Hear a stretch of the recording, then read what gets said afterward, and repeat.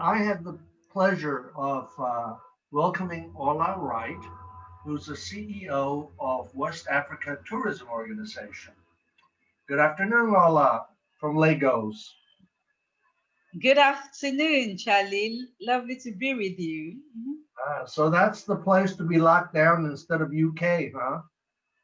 That's right. Yes, I couldn't take another lockdown. I was like, no, I'd rather be in the warmth in the Well, tropics. you know, um, visitors will be attracted to destinations in the post-COVID world. So the research tells us that they'll be looking more towards open spaces, free space, rather than city experiences. That, Yeah, that sounds like that's exactly what West African nations offer. that's right. You're very correct about that. You know, attraction, I mean, I, well, our tourist practitioners have been, particularly, told, to, I mean, obviously take tourists to, I mean, generally across West Africa is more of open space, than closed, but particularly, our practitioners have been told, to obviously have tours, around, open space. So it's something that we generally, practice currently. I mean, as you know, that, Africa at large, I mean, yes, we do have, cases of COVID. Unfortunately, most places do, but in comparison to other countries, it's relatively low. And I think I think I mean this is probably due to several reasons. I believe scientists as well don't really know the real reason behind that, but we can probably say it's probably our weather, and the fact that it's actually more of open space. So you're correct in saying that. Now, what are the destinations? What are different countries doing to prepare for the return of visitors, providing them a safe visit? Now, again, for the reasons that I mentioned earlier, thankfully we have been receiving visitors even now.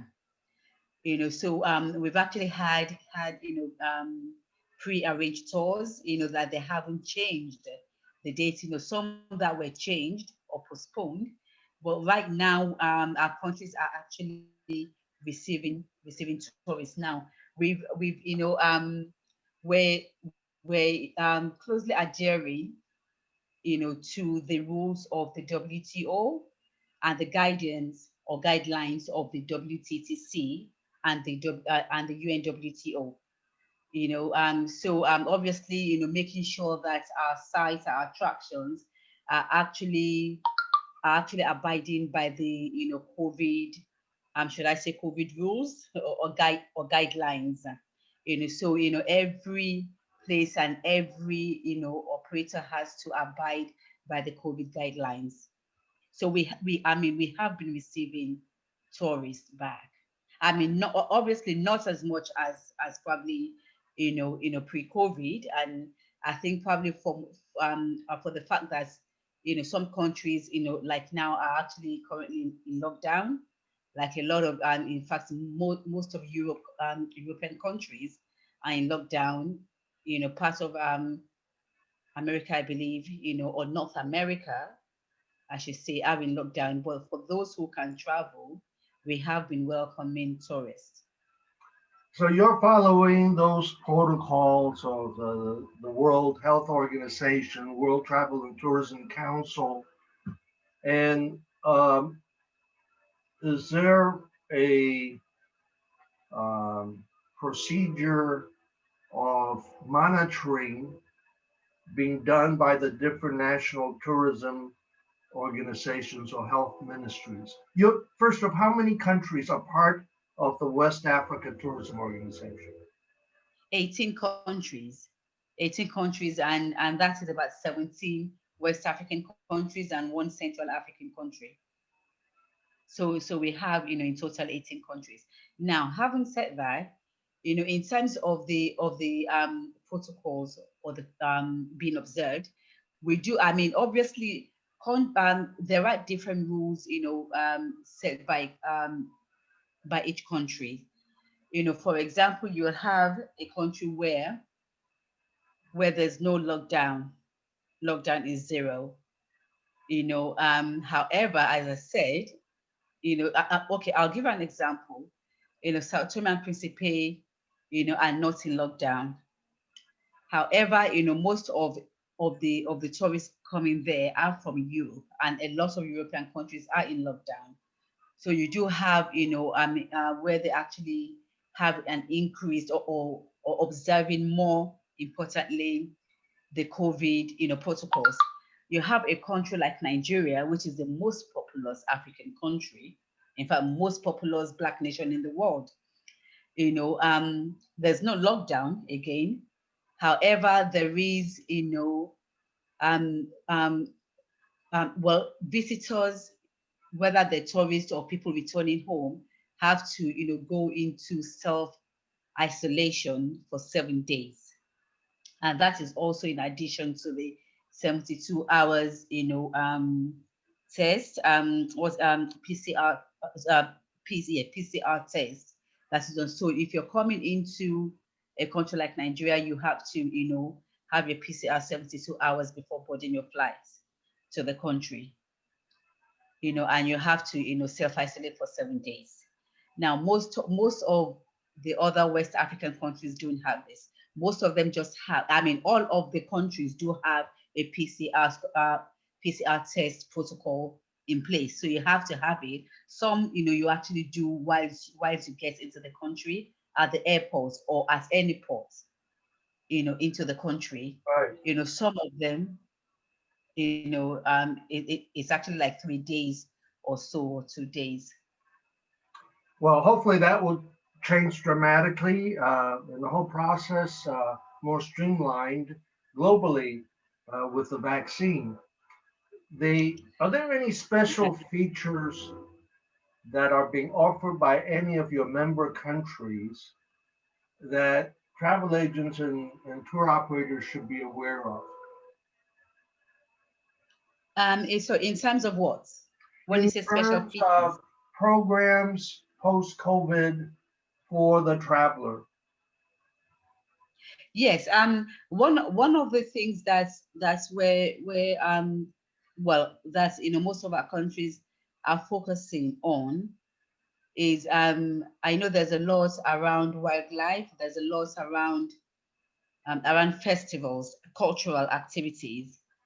So focusing more on culture and heritage tourism, because we believe that people will actually want to, see this more, and we have them, in abundance. So does that answer your question, or is it something Yeah, else that yeah. you? Well, in 18 countries, that's a lot of offerings. And what would be? I mean, some of these countries are fairly close to each other, so you can connect Oh, via. yeah.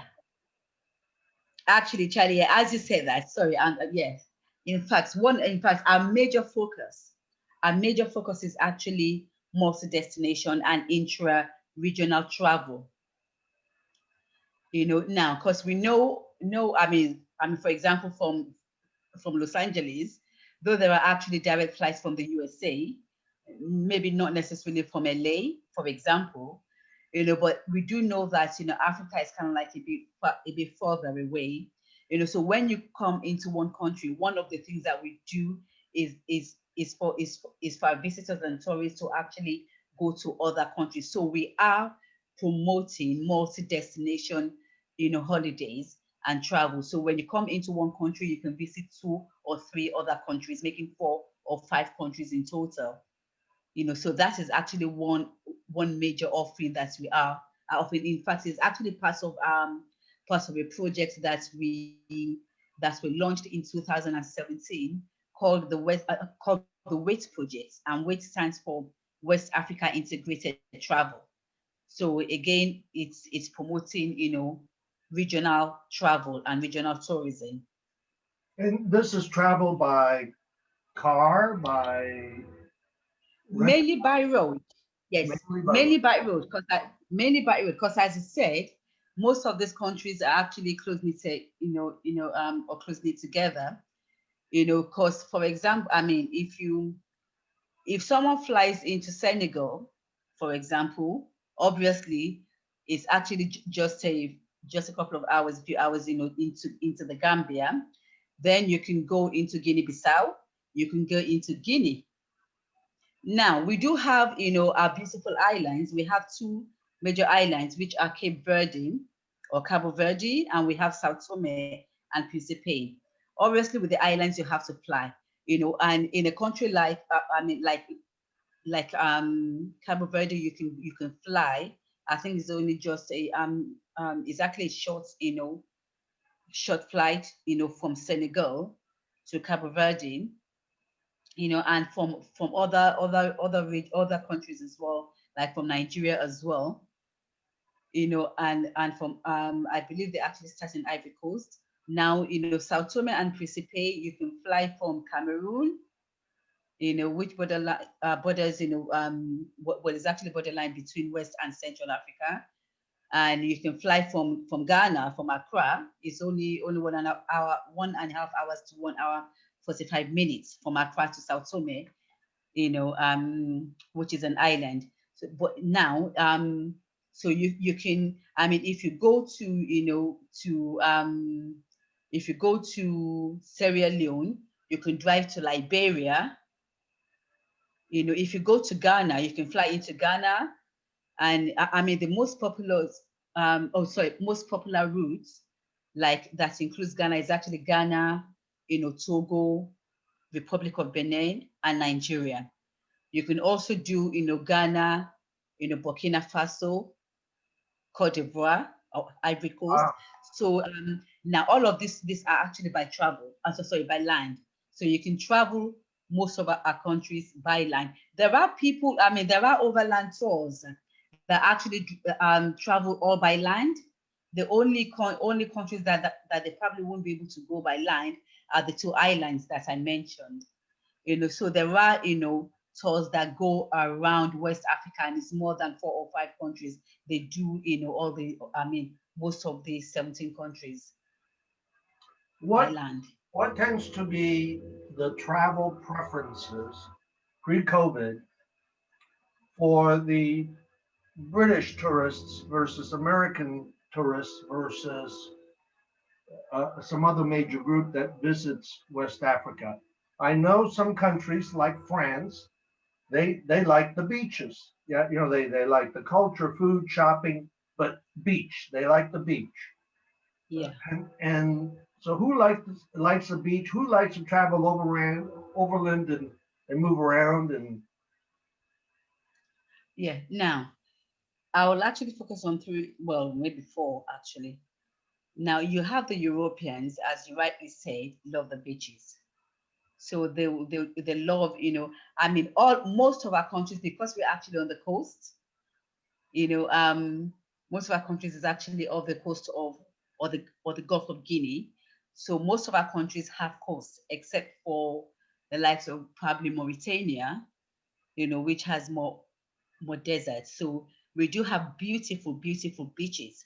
So you have the Europeans that love the, sun, sand, and beach. You do have them as well that love the wildlife. So you will get them coming for the wildlife and coming for the beaches. You will have more of the Americans, wanting more of the culture and heritage. Then obviously you have the, African Americans or the Caribbean, which are more interested in the heritage and reconnecting back to, the roots, as we call it, to the motherland. So you have a lot of that, and that is one major one that we are promoting, and that we actually love for more people to actually, come in for. I mean, especially now that people are now, testing the DNAs, finding out where they originated from, where the roots, originated from. And obviously, most of these people will, trace their roots back to, West Africa for obvious reasons. Most, the transatlantic Atlantic slave trade that took part obviously was across West Africa. So you do have people like that. Then and some of these people, obviously, when they come for the heritage, more of the heritage and cultural tours, some of them do other things like the wildlife and obviously see a bit of the beach as well. Now, how important will travel agents and tour operators be for the different countries in West Africa as part of uh, the restarting of international tourism again? The travel agents and the tour operators are a key, well, a major part. Now I'll tell you this: as an organization, obviously we remember membership based organization, but because we realize the importance of the tour operators and travel agents, we are offering free membership because we need them to promote. They are the ones that sell. We as an organization can develop, we can put certain things in place. Governments can, put certain infrastructure in place, but it is actually the tour operators and the travel agents that will sell, these destinations. So they are a very important, people, very important parts, aspect of selling, of promoting the destinations pre-COVID. How badly hit have the tourism sector been during these last few months? I mean, I suppose the same as everywhere else in the world. I was gonna say, because tourism, travel and tourism is the hardest hit with COVID. No, no argument. Travel and tourism is the hardest hit. Obviously, most of our countries went into lockdown, as other countries of the world. So there was nothing happening.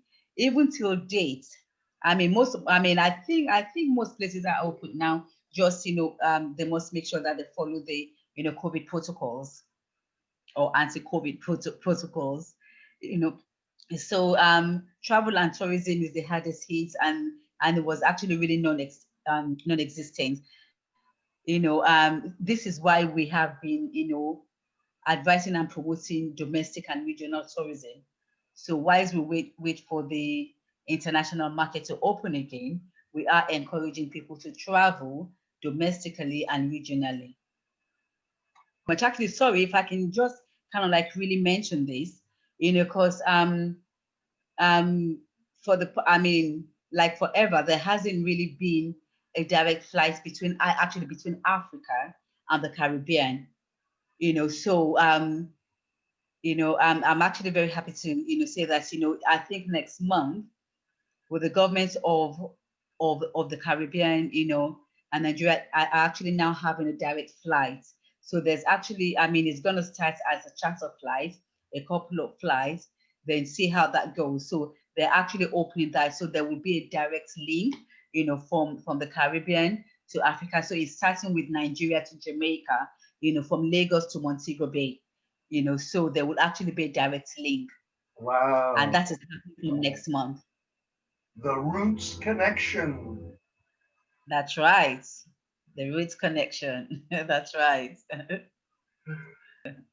Ola Wright, CEO of West Africa Travel Tourism Organization. Thank you for joining us today. We'll have to catch up in a couple of months to see how things are progressing with this vaccine, which seems very positive with the test results, and how that might affect bookings. People may be sitting around these holiday period and be clicking away on their internet and look and shopping for their next destination after COVID. That's right. Thank you very much.